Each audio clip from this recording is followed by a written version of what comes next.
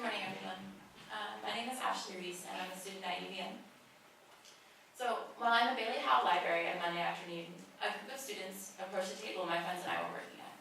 They asked if we might answer a few questions about UVM's social diversity as part of some research they were collecting for our class. Of course, we answered. Now, the questions were exactly what you'd expect under such a broad category name as social diversity. How many of your friends are minorities? What percentage of UVM undergrads are white, do you think? And of course, what can UVM do differently to attract diversity to campus, to Vermont?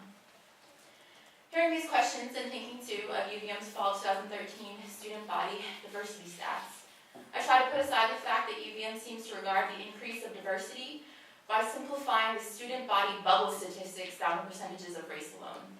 See, there was a critical question absent from the list of my peers asked me while fulfilling their UVM diversity requirement. And that question has to do with class and class privilege.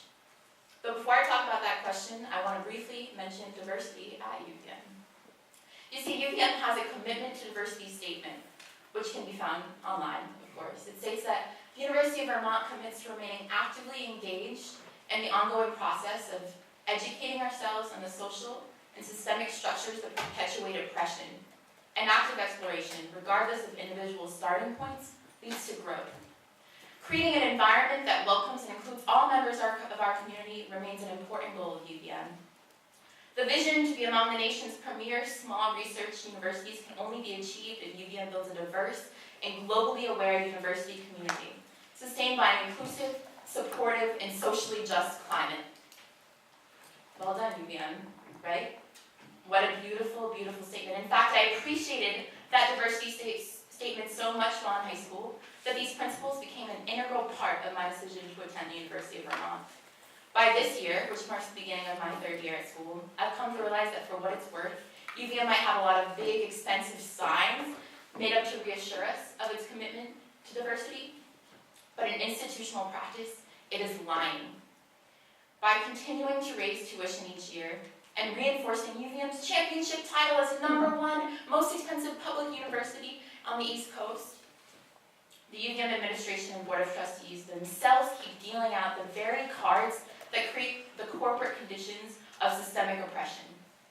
By immediately limiting the access of this education, by outrageous tuition rates, and limiting it to an elite class of mostly white and privileged students, UVM itself becomes just another example of what class privilege can do for you, and serves as a guidebook for how to reproduce the hegemonic structure, exploit students, and make money while doing it.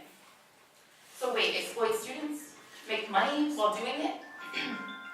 Well, UVM's last year, the top 70 administrators at UVM collectively made $11 million. Who funded that money? We did. In fact, last year, I'm sorry to sort of use this medium, but Wendy Koenig and Clarence Davis both had a base pay salary close to $100,000 to do a job like this. Now, who funded that money again? Oh, right, that was me. That was us. Can you see how there might be a conflict of interest here? So it is that you might understand why I question my decision to come to UVM. But lately, I've also been questioning my decision to live in Vermont at all. Is Vermont the progressive state it claims to be? A state that puts people above profits, that puts the interests of its students above its administrators? Act 148 is a proposal about state appropriations, a step toward making Vermont education affordable for all families. But let me close by giving you some final numbers. This year, my tuition was raised to almost $38,000. My rent is $600 a month, totaling $7,200 by the end of the year. Already I'm shackled to a debt close to $27,000, and my mom makes less than $30,000 a year, making my education not a family-funded good, but my own personal responsibility. Last year, UVM accepted only 6% of its income from the state. Finally, UVM President Tom Sullivan will make close to $440,000 this year, and that is before the kickbacks. What has happened to Vermont? Who is accountable for this?